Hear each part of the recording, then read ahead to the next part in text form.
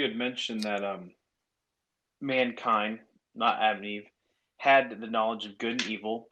And when you read verse two, chapter 2, verse 17, but of the tree of the knowledge of good and evil you shall not eat, for in the day that you eat it, for you shall surely die. So if mankind, man and woman, uh, did have the knowledge, this is evidence that they could die, even though Adam had not committed the sin. This seems to be evidence, which was also kind of another video accounting for like the fossil record and stuff, um, recognizing that like Adam's imputation of his sin had to have gone backwards, um, and that death, the knowledge of good and evil was in since the dawn of creation, thus leading to the um, death and fossilization of organisms.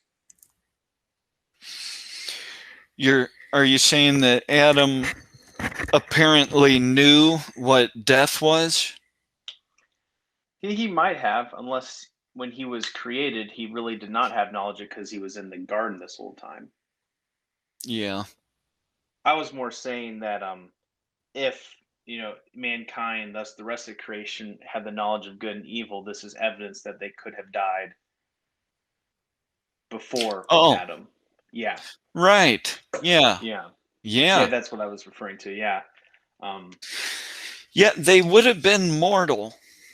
mhm. The mankind created in Genesis 1 was created mortal.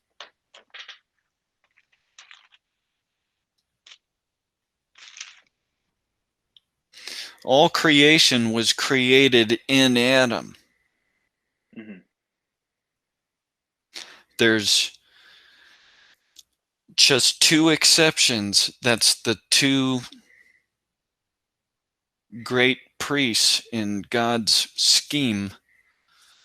You have Adam supernaturally created. You have the details of God forming him and breathing life into him. And that's a special creation there. Mhm. And that is the reason that there would be a special generation of the second Adam, which is the virgin birth.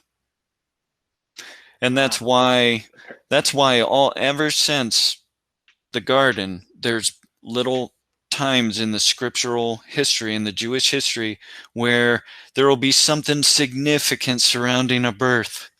Like Abraham and Sarah were very old when they had Isaac. Mhm. So God, it was a miraculous conception, really. Mhm. And of course, it's nothing as stupendous as Adam's creation in Genesis 2. But from that point forward, you start getting these indications that there's going to be a special man formed, that second man. And that culminates in the virgin birth of the New Testament, the virgin birth of the Messiah, which is only the second man to have this special creation to bring him about on the earth. That's really interesting. Not obviously. You see well, we know of the significance of Adam and Christ, but that even comes down to their birth, their conception as well, being unique as well. That's real interesting. Yeah. Hmm.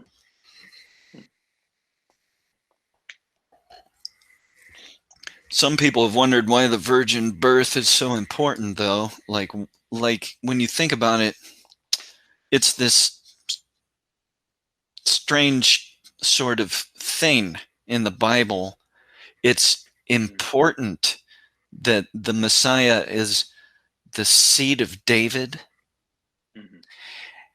But then you have this virgin birth that seems to interfere with that. You see? Yeah. Yeah. And so people have wondered, like, why did this happen? And then it gets even stranger. When you look at ancient creeds, they listed extremely important things, like Jesus was sinless, died on the cross, was raised and ascended to heaven. Well, the virgin birth is included as an item essential to believe in early creeds. Hmm. And people have been like, why? Is it merely, is it just to rule out adoptionism and sort of theories about Christ that were wrong like that? I don't know, but I think part of the reason the virgin birth is so important, more than people realize, is because it pertains to the second Adam doctrine. Hmm. He's the second man. It's the second case of a very significant conception. Yeah. Yeah. Another one I've heard is it had to be a virgin birth because, like, I've heard they're like sin passes genetically through the father or something, but the fact that a father was not involved and the Holy Spirit was involved, that way Jesus was born without sin or something. That's another theory on it, Yeah. or the significant, yeah, theory for the significance of the virgin birth. Yeah, that is one way of looking at it. And that's an old way of looking at it. It's called traducianism. And Tertullian is an early father that made some comments that would basically fall into that way of thinking. It's the idea that the sin is passed forward by the man to the children. And not only the transmission of a sin nature, I guess, is what they would say. The transmission of original sin or whatever. Not only that, but the origin of an individual's soul stems from the Father's soul. That was also connected to the doctrine. But yeah, the seminal transmission of sin. And then the virgin birth would be explained in that view very nicely. Yeah. So Yeah. that is another way of looking at it. And it could be right, it could be wrong, I don't know.